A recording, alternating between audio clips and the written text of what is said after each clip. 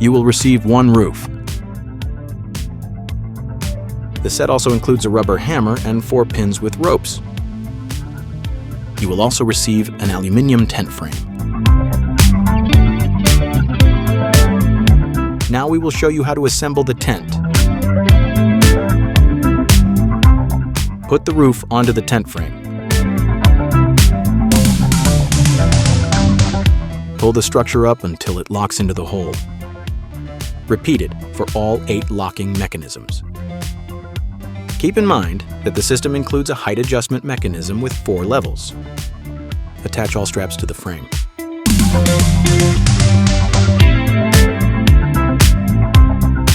Rotate the roof lifting handle until you feel resistance. In windy conditions, unfold the 4 pins with ropes. Attach them to the roof and secure them into the ground using a hammer.